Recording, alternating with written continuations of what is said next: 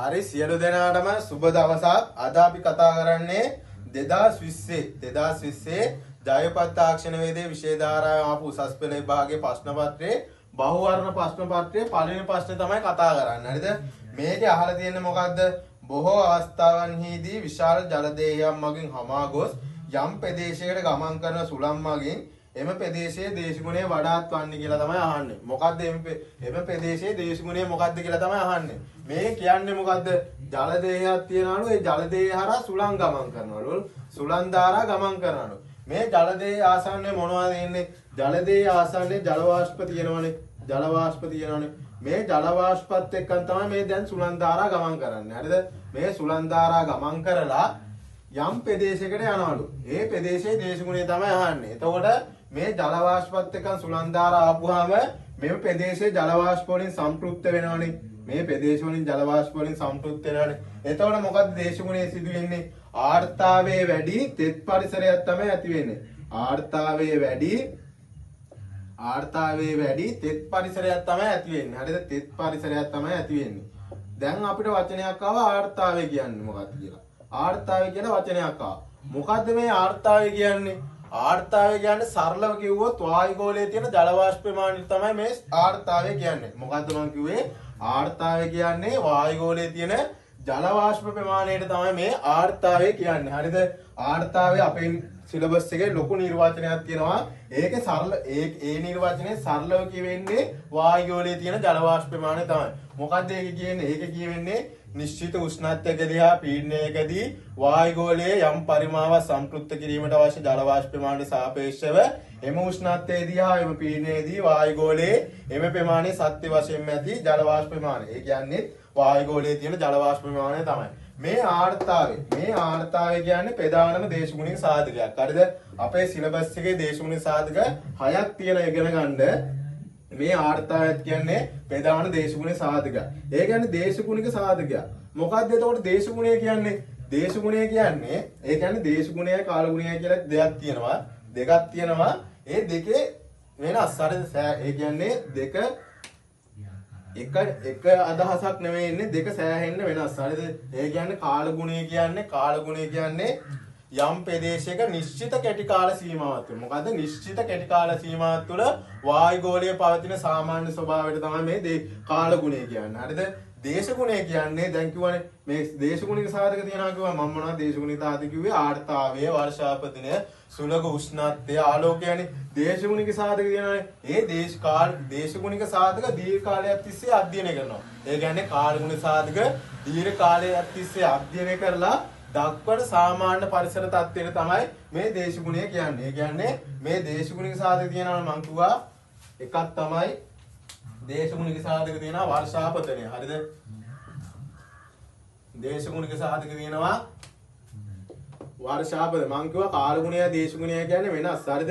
දෙක සෑහෙන්න වෙනස්. මේ දේශගුණික සාධක. හරි වර්ෂාපතනය, සුලග උෂ්ණත්වය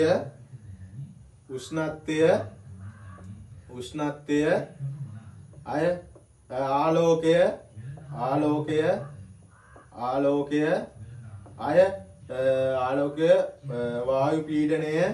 වායු පීඩනය සාපේක්ෂ ආර්තාවය. හරිද? වායු පීඩනය හා සාපේක්ෂ ආර්තාවය. මං කාලගුණය මොකක්ද? කාලගුණය කියන්නේ යම් ප්‍රදේශයක නිශ්චිත කෙටි කාල සීමාවක් තුළ. හරිද? කෙටි කාල සීමාවක් තුළ වායුගෝලයේ පවතින සාමාන්‍ය ස්වභාවය. සාමාන්‍ය වාර ඉස්කෝලේ යද්දී උදේට මාර විදියට අවුවක් වෙලා දවල් 1ට 2ට විතර හයියෙන් වහිනවා. එතකොට මොකද්ද? නිශ්චිත කෙටි කාල සීමාවක් තුළනේ වායුගෝලයේ ස්වභාවය වෙනස් වුනේ. ඒකට තමයි කාලගුණය කියන්නේ. හරිද? දේශගුණය කියන්නේ මේ කාලගුණික සාධක, දේශගුණික සාධක තියෙන්නේ. මේ දේශගුණික සාධක දීර්ඝ කාලයක් තිස්සේ අධ්‍යයනය කරනවා. මේ දේශගුණික සාධක දීර්ඝ කාලයක් තිස්සේ අධ්‍යයනය කරලා දක්වන සාමාන්‍ය පරිසර තත්ත්වයට තමයි මේ දේශගුණය කියන්නේ. ඒ කියන්නේ උදාහරණයක් කිව්වොත් කවදාවත් අණ්ඩාගුරේට තෙත් කලාපය කියන්නේ නැහනේ. අණ්ඩාගුරේට හැමදාම වියලි කලාපය කියන්නේ. ඒ කියන්නේ මේ දේශගුණ සාධක අවුරුදු 30ක් වැනි. අවුරුදු 30කට වඩා වැඩි. හරිද? අවුරුදු 30කට වඩා වැඩි කාලයක් තිස්සේ මේක අධ්‍යයනය කරලා ඒ ප්‍රදේශයේ සාමාන්‍ය පරිසර තත්ත්වයක් තමයි මේ දේශගුණය කියන්නේ. ඒ කියන්නේ මේ දේශගුණ සාධක දීර්ඝ කාලයක් තිස්සේ අධ්‍යයනය කරනවා. අධ්‍යයනය කරලා එම ප්‍රදේශයේ සාමාන්‍ය පරිසර තත්ත්වයට තමයි මේ දේශගුණය කියන්නේ. ඒකට තමයි අනුරාධපුරයේ වියලි කලාපය කියන නුවරඑළිය දිස්ත්‍රික්ක වලට තෙත් කලාපය කියනවා. හරිද? දැන් මෙතන තියෙනවා වර්ෂාපතනය කියලා. දේශගුණ සාධක කියන්නේ වර්ෂාපතනය කියන්නේ වර්ෂණයේ ආකාරය. වර්ෂණය කියන්නේ දෙකක්. හරිද? වර්ෂණය කියන්නේ දෙකක්. හරිද? වර්ෂණය කියන්නේ වර්ෂාපතනයේ ආකාරය. වර්ෂණය කියන්නේ වායුගෝලයේ ඉහළ අවකාශයේ තියෙනවනේ ජලය. ඒ ජලය ඝන හා ද්‍රව ආකාරයෙන් පොළව මතට පත්වීම තමයි මේ වර්ෂණය කියන්නේ. වර්ෂණයේ ආකාරයක් තමයි වර්ෂාපතනය කියන්නේ. ඒ කියන්නේ වර්ෂණයේ ආකාර කීපයක් තියෙනවා. පිනිපතනය, අයිස්පතනය, හිම කැටවැස්ස, තුෂාර ඒ වගේ ආකාර කීපයක් තියෙනවා. හරිද? ඒකේ ශ්‍රී ලංකාවේ ලැබෙන ප්‍රධාන වර්ෂණාකාරය තමයි මේ වර්ෂාපතනය කියන්නේ. මම මොකද්ද කිව්වේ? ශ්‍රී ලංකාවේ ලැබෙන ප්‍රධාන වර්ෂණාකාරය තමයි මේ වර්ෂාපතනය කියන්නේ. වර්ෂාපතනය කියන්නේ මොකද්ද? වර්ෂාපතනය කියන්නේ වායුගෝලයේ තියෙන ජලය. ඒ ජලය මිලිමීටර 1ක් පහත් අතර විස්කම්භයේ ජල බිඳු පොළොව මතට පත්වීම තමයි මේ වර්ෂාපතනය කියන්නේ. වර්ෂාපතන රටාව අනුව ශ්‍රී ලංකාවේ කුෂ්කර්මාන්තයේ භෝග වගාව ප්‍රධාන කන්නවල් දෙකකට වගා ගන්නවා. හරිද? එකක් යල කන්න, අනිත් එක මහා කන්න. යල කන්නට අයිති වෙන වර්ෂාපතන යාන්ත්‍රණය තමයි නිර්දිග මෝසමයි පළවෙනි අන්තර මෝසමයි. මාස තමයි පළවෙනි අන්තර මෝසම අයිති වෙන මාස තමයි මාර්තු අප්‍රේල්. හරිද? නිර්දිග මැයි සැප්තැම්බර්. ඊට පස්සේ මහා කන්නට ඊසාන දිග මෝසමයි දෙවන අන්තර මෝසමයි. හරිද? දෙවන අන්තර මෝසමට ඔක්තෝබර් නොවැම්බරුයි ඊසාන දිගයකට දෙසැම්බරුයි පෙබරවාරි අතර කාලේ තමයි අයිති වෙන්නේ. හරිද? ඊට පස්සේ ආයි තියෙනවා අපි කතා කරා සාපේක්ෂ ආර්ද්‍රතාවය. මේ වර්ෂාපතනයේ මයින් උපකරණ වර්ෂාපතනයේ මයින් උපකරණ දෙකක් තියෙනවා. හරිද? එකක් තියෙනවා සරල වර්ෂාමානය. හරිද? අනිත් එක තමයි ස්වයංක්‍රීය වර්ෂාමානය. මේ ස්වයංක්‍රීය වර්ෂාමානයෙන් සරල වර්ෂාමානයෙන් කරන්න බැරි දෙයක් කරනවා. හරිද? ස්වයංක්‍රීය වර්ෂාමානයෙන් සරල වර්ෂාමානයේ ඒ දේ කරන්න බෑ. මේ වර්ෂාපතනයේ තීව්‍රතාවය මනින්නේ මේ ස්වයංක්‍රීය වර්ෂාමානයෙන්. හරි? වර්ෂාපතනයේ තීව්‍රතාවය. හරිද? වර්ෂාපතනයේ තීව්‍රතාවය මනින්නේ ස්වයංක්‍රීය වර්ෂාමානයෙන්. හරිද? මේ සරල වර්ෂාමානය සහ ස්වයංක්‍රීය වර්ෂාමානය කාලගුණික මධ්‍යස්ථානය. කාලගුණික මධ්‍යස්ථානයක සවි කරන්නේ කොහොමද? කාලගුණික මධ්‍යස්ථානයක සවි කරන්නේ මේ වර්ෂාමාන. හරිද? මේ කාලගුණික මධ්‍යස්ථානය මොකද්ද කියන්නේ? කාලගුණික මධ්‍යස්ථානයක් කියන්නේ කාලගුණික දත්ත නිවැරදිව ලබා ගැනීම සඳහා උපකරණ නිසි පරිදි ස්ථාපනය කර තැබූ ස්ථානයක් තමයි මේ කාලගුණික මධ්‍යස්ථානයක් කියන්නේ. කාලගුණික මධ්‍යස්ථානයක ආරක්ෂිත වැටක් තියෙනවා. හරිද? ආරක්ෂිත වැටේ සිට මීටර 1.5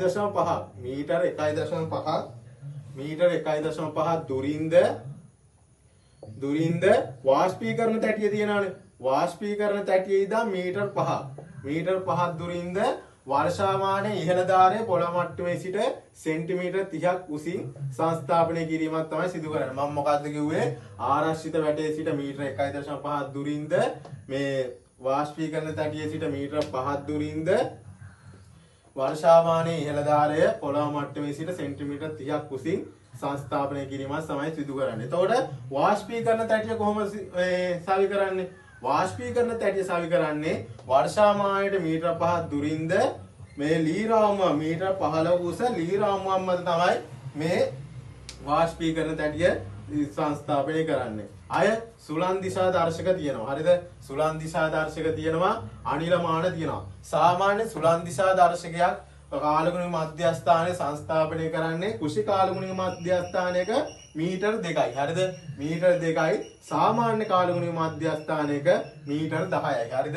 මේ සුලන් දිශා දර්ශකය මගින් සුලගේ දිශාව තමයි මයින්නේ. අනිලමානයෙන්ම ඉන්නේ මොකද්ද? අනිලමානයෙන්ම ඉන්නේ සුලගේ වේගය. සුලගේ වේගය මයින්නේ මොකද? පැයට කිලෝමීටර. හරිද? පැයට කිලෝමීටර. මේක තමයි ඒකකය. හරිද? වර්ෂාපතනයේ ඒකකය මිලිමීටර. හරිද? මිලිමීටර තමයි වර්ෂාපතනයේ ඒකකය. ඊට පස්සේ අපිට ස්ටීවන්සන් ආවරණයක් තියෙනවා. ස්ටීවන්සන් ආවරණයක් තියෙන්නේ උපකරණ ආරක්ෂා කර ගැනීමට. හරිද? ආර්තාය මං කියවනේ ඉස්සෙල්ලා අපි කරේ ආර්තායම ඉන්නේ මොකේද? ආර්තායම ඉන්නේ අයින උපකරණය තමයි තෙත් හා වියලි බල්බ උෂ්ණත්වමානය. මේකත් ස්ටීවන්සන් ආවරණය තුල තමයි තෙත් හා වියලි බල්බ උෂ්ණත්වමානයක් තියෙන්නේ. ඒකකයේ තමයි ප්‍රතිශතයක් විදිහට තමයි මේ ආර්තාවයේ මයින ඒකකය. හරිද?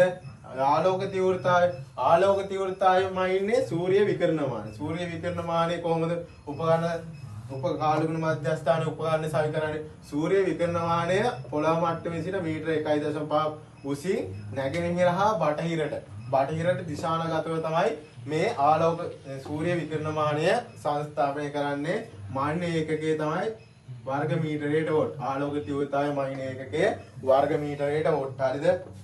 ආය සූර්ය දීප්තිමානයක් තියෙනවා. සූර්ය දීප්තිමානයේ දවසට ලැබෙන ආලෝක කාල සීමාවක් මයින්න තමයි ඒක මේ සූර්ය දීප්තිමානය භාවිතා කරන්නේ. හරිද? සූර්ය දීප්තිමානය අපි මේ පරාමිති මේ ආලෝක පරාමිතින් තියෙනවා. ඒ කියන්නේ කාලගුණික පරාමිතින් තියෙන වර්ෂාපතේ ඒ පරාමිතින් ලබා ගන්නවා දවසට කාලගුණ මධ්‍යස්ථානයකට පරාමිතින් තියෙන දෙවරක් ලබා ගන්නවා තියෙනවා.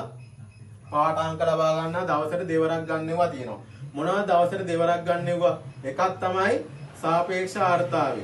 මයින් මොකද්ද? තෙත් හා වියලි බල්බ උෂ්ණත්වමානය. හරිද? සාපේක්ෂ ආර්තාවය. මයින් උපකරණය තමයි තෙත් හා වියලි බල්බ උෂ්ණත්වමානය. අය තියෙනවා වායු පීඩනය. වායු පීඩනය මයින් මොකෙන්ද? වායු පීඩනය මයින්නේ බැරෝමීටරෙන්. හරිද? බැරෝමීටරෙන්. ඒකක සෙන්ටිමීටරයට රසදිය. හරිද? සෙන්ටිමීටරයට රසදිය. අය පාංශු උෂ්ණත්වය. අය තියෙන පරාමිතියක් දවසට දේවතාවක් ගන්න පාංශු උෂ්ණත්වය. ඒකම ඉන්න පාංශු උෂ්ණත්ව මාන වලින්. හරිද? අනිත් හැම කාලගුණික පරාමිතියක්ම දවසට එක් වතාවය ගන්නේ ඒ පෙරවරු 8යි තියෙන. මේ ගන්න පෙරවරු 8යි තියලත් ගන්නවා. අය පස්වරු 3යි තියලත් ගන්නවා. හරිද? මේ දෙවරක් ගන්නෙව්වා. හරිද? මං කිව්වේ දෙවරක් ගන්න පරාමිති 3ක් තියෙනවා කියලා. සාපේක්ෂ ආර්තාවය, වායු පීඩනය, පාංශු උෂ්ණත්වය. අනිත් ඔක්කොම වර්ෂාපතනය, සුළගේ වේගය, සුළගේ දිශාව, ආලෝක තීව්‍රතාවය, වාෂ්පීකරණය අනිත් ඔක්කොම ගන්නේ දවසට එක් වතාවක් තමයි ගන්නෙ. හරිද?